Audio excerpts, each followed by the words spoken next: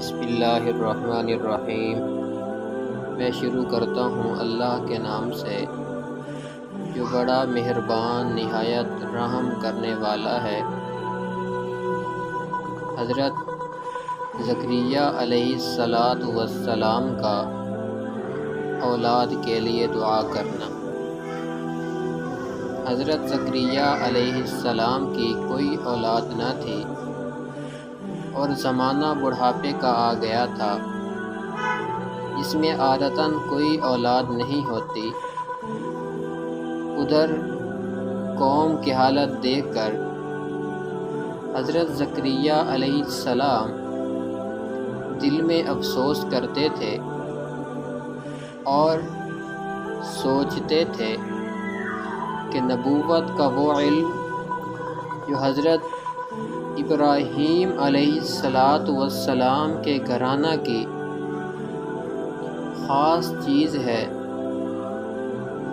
اب پوری قوم میں اس کا وارث کوئی شخص نظر نہیں آتا۔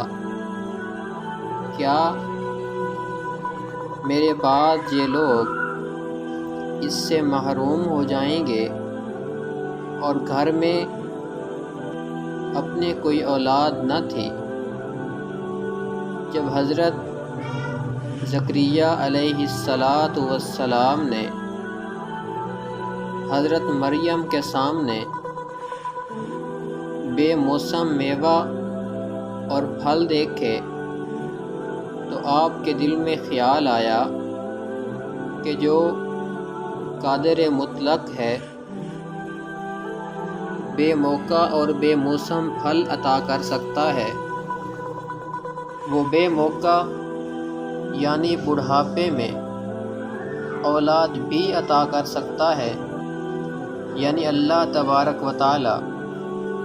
بس آپ کے دل میں خیال ہوا کہ میں بھی اولاد کے لیے اللہ تبارک و تعالی سے دعا کروں۔ اللہ کی رحمت اور قدرت سے کیا بعید ہے، مجھ کو بھی بے موسم اولاد مل جائے، یعنی بڑھاپے میں اولاد مرحمت ہو جائے۔ اس لیے اللہ تعالیٰ سے آپ نے اولاد صالح کے لیے دعا کی۔ یہاں آیت میں اسی دعا کا ذکر ہے۔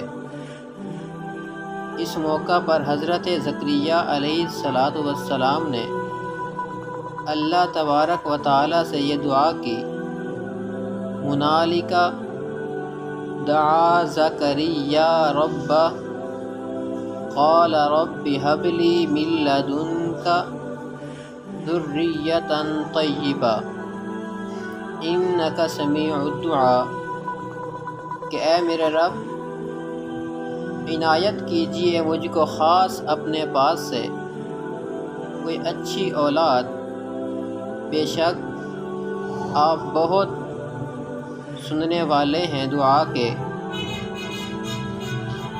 اگر آج کسی کی اولاد نہیں ہو رہی تو یہی دعا کرے، انشاءاللہ اللہ تبارک و تعالی اولاد سے نوازیں گے۔ جو لوگ اولاد سے محروم ہیں یہی دعا کریں۔